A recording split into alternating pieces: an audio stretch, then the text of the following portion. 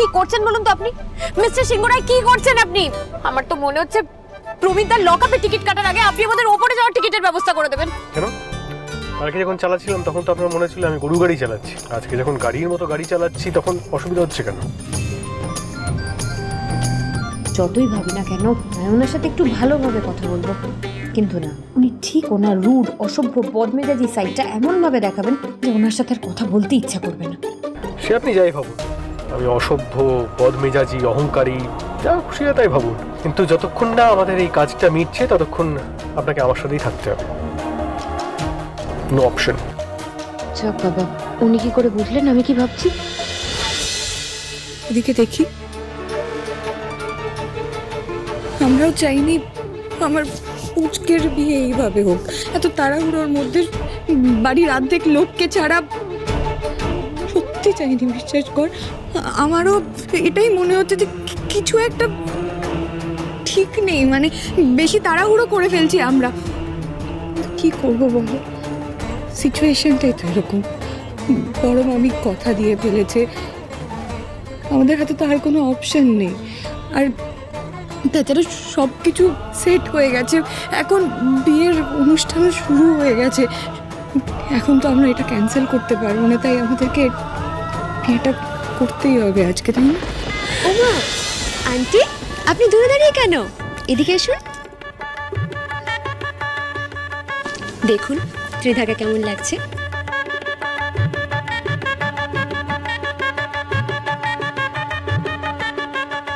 সবাই বলে মার নজর নাকি সব থেকে বেশি লাগে, তাই দূর থেকে দু চোখ ভরে নিজের মেয়েকে দেখছিলাম। বিশ্বাসই হচ্ছে না, প্রত্যেকটা বাবা মা এই দিনটার জন্য অপেক্ষা করে থাকে, আর আজ সেই দিনটা এসে গেছে। আমার ছোট্ট ত্রিধা মা বিয়ে করে এবার থেকে শ্বশুর বাড়িতে থাকবে। আমি আসছি।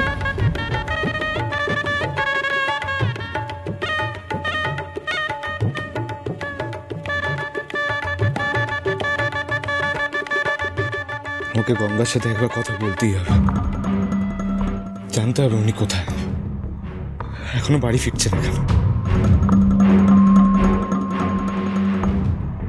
গঙ্গার দাদুকে একবার ফোন করবো, উনি হয়তো বলতে পারবে গঙ্গা কোথায়। একবার ফোন করি, হয়তো ওনার কাছেই আছে।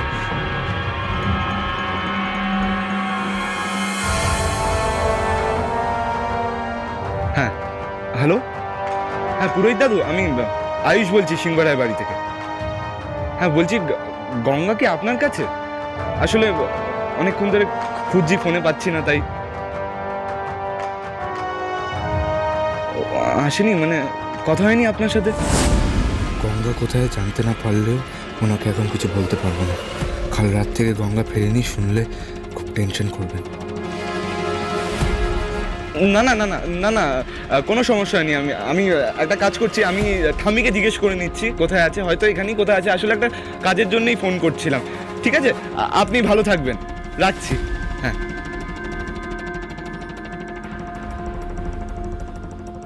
দাদুর কাছেও নেই, তাহলে গঙ্গা কোথায়? শুধু একটাই কষ্ট জানো তো, প্রমিত কিছু দেখতে পাচ্ছে না, হাসপাতালে ভর্তি হয়ে রয়েছে। প্লিজ মম, আজকের দিনে কান্নাকাটি করে এভাবে মুডটা অফ করে দিও না তো। দেখো এখানে সবাই কত খুশি, কত হ্যাপি। তুমি যদি এখন এভাবে কান্নাকাটি করো তাহলে তো সবার মুডটা স্পয়েল হয়ে যাবে। ত্রিধা, উনি কারোর মুড খারাপ করছেন না। আন্টি যার কথা বলছেন তিনি তো তোমার বাবা, আর আজকের দিনে ওনাকে মিস করাটাই স্বাভাবিক, তাই না? হ্যাঁ, বাবাকে আমিও অনেক মিস করছি, কিন্তু আমরা এভাবে দুঃখ পেলে তো বাবা ঠিক হয়ে যাবে না, তাই না? বরং বিয়েটা হয়ে গেলে আমি আর আয়ুষ যখন একসাথে বাবার সামনে গিয়ে দাঁড়াবো তখন বাবা অনেকটা হ্যাপি হয়ে যাবে। দেখো উফ, মায়ের এই সব কথা এত কান্নাকাটি করার স্বভাবটা না আমি আর নিতে পারছি না। মা তো বুঝতেই পারছে না বাবা কেন এত ফোর্স করলো বিয়েটার জন্য।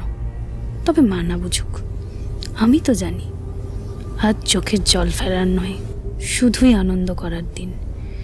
কারণ আজ থেকেই পুরো বাজিটা ঘুরে যাবে আমাদের ফরে। কার কথা ভাবছিস? কার কথা ভাবছিস? ছড়িয়ে রেখে এই শোন, তুই রেডি হসনি কেন এখন? কটা বাজেছে? আরে তোর জন্য কি আমরা বকা খাবো ওদের কাছে? ছেড়ে দে কুনাল, আমরাই ওকে চ্যাংদোলা করে রেডি করে দিই। না না, আমি নিজে রেডি হয়ে যাচ্ছি। রেডি হ, ওঠ, তোমরা যাও, আমি রেডি হই। জামা খোল, জামা খোল। এত বড় ধীরে একটা ছেলে হলো কুনাল, এখনো ধুতি পরতে শিখলো না।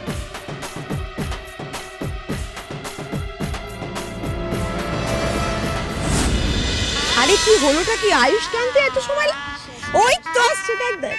আয় চল দাঁড়া এখানটা, দাঁড়া দাঁড়া। হ্যাঁ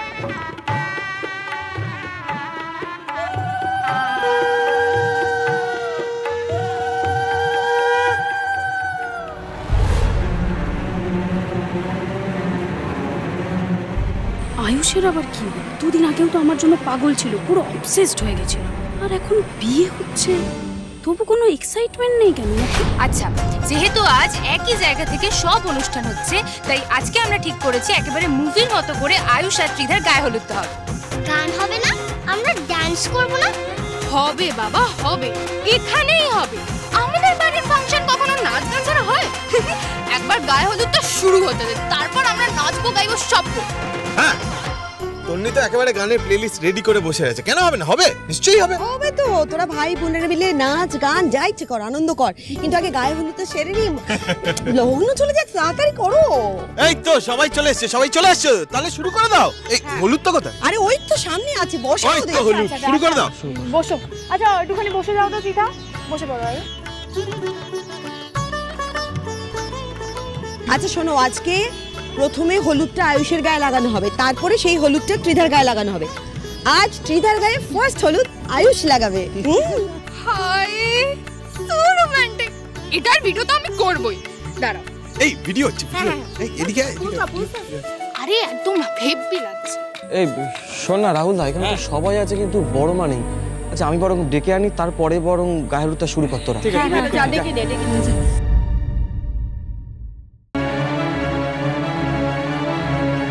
আয়ুষের বিয়েটা যেন আজ ভালোই ভালোই মিটে যায়। বিয়েটা এত তাড়াহুড়ো করে ঠিক হলো, এদিকে ঋদ্ধিমানও এখনো ফেরেনি, বনি নেই, পরিবারের অর্ধেক মেম্বার্সরাও বাড়িতে নেই। এরকম একটা সময় আয়ুষের বিয়েটা হচ্ছে, আমারও ভালো লাগছে না। এটাতে তো আনন্দ কিছুই হচ্ছে না, উল্টে ভয় লাগছে। কিন্তু আমার যে কিছু করার ছিল না ঠাকুর, তুমি তো জানো একজন মরণাপন্ন অসুস্থ মানুষের শেষ ইচ্ছে রাখার জন্যই আমি এই বিয়েটাতে রাজি হয়েছি, বিশ্বাস করো।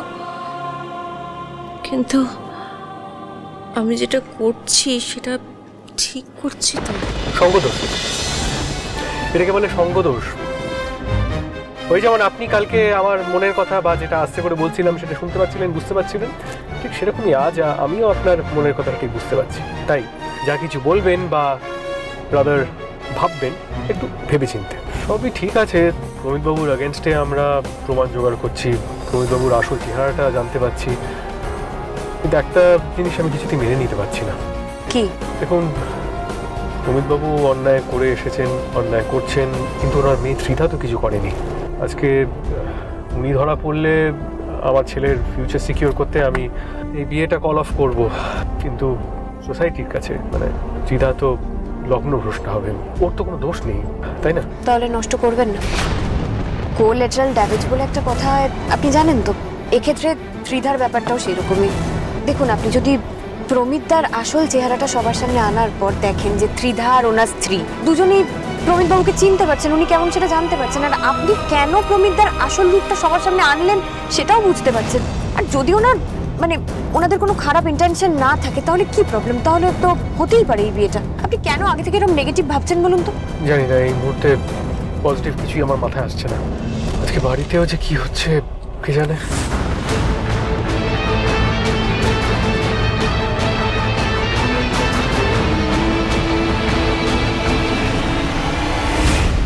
কারোর সঙ্গে দেখা হওয়ার পর থেকে উনি অনেক টাকা বাড়িতে আনছেন। আপনি কি কাউকে সন্দেহ করছেন? কেউ এটা মাস্টার মাইন্ড। আমরা দুজন যদি দু জায়গা থেকে ওনার প্রেশারাইজ করি তাহলে হয়তো যে আছে তার নামটাও এক্সপোজ করে দেবেন।